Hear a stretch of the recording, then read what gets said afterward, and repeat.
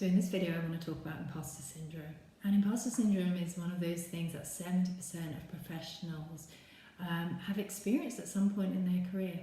And it's certainly something I experienced for a long time when I was in my corporate career.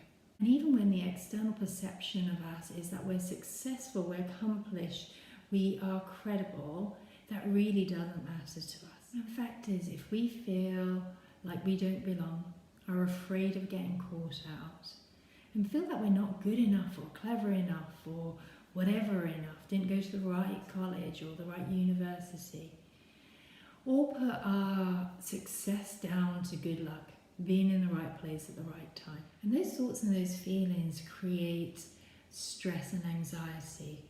They make us lose our confidence. We fear failure and we fear not being able to perform to the best of our abilities. And the way out of this is to operate in truths and facts and not feelings. And as we explained in our positive mindsets video, our thoughts and our feelings create our actions. And so if we've got negative, poor thoughts about ourselves, that's going to lead to feeling bad about ourselves, and we're going to take weak actions off the back of that.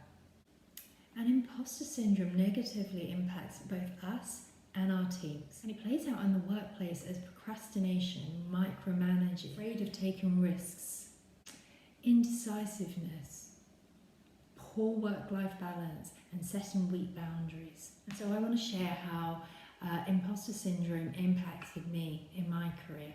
And so I was employed at one of the top 4 global professional services firms for over 13 years, and yet I still felt like an imposter. And I did this to myself. I made myself small, I didn't take opportunities that came to me, and I was presented with a lot of opportunities when I was in that organisation. But because of the way I felt about myself, because I had these beliefs about myself on repeat, I didn't take up any of those opportunities, and I kept playing small. And one of the things that I now look back on and I can see that I was running a racket on myself about was my writing abilities. I was told when I was at university that I probably had dyslexia, and so I hung on to that. I chose to believe that that was fact, and I let that run throughout my career, always thinking I wasn't clever enough, I wasn't able to write or articulate myself well in writing, and this held me back. And I would look at other people in awe and real respect and admiration, and use that as a way of just diminishing myself. And I would always get in there first, always tell people that I was dyslexic so that they didn't have expectations on me and that I couldn't disappoint them. And the reality is this wasn't true.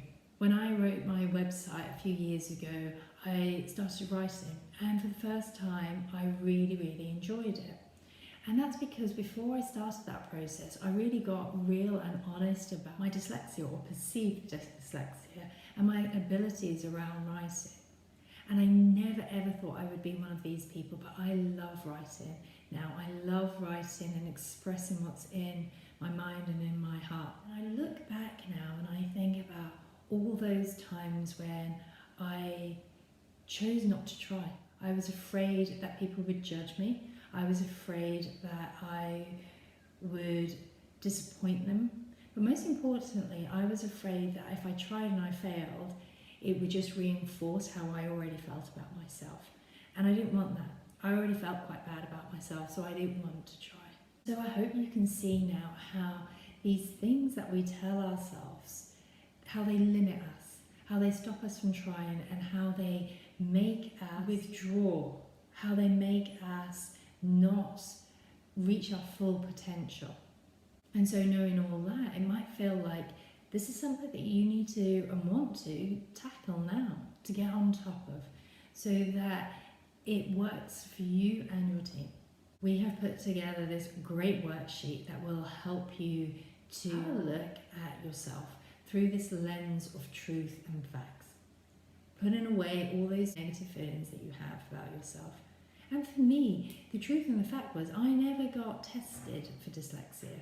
It was just a convenient thing for me to believe, and for me to stop trying.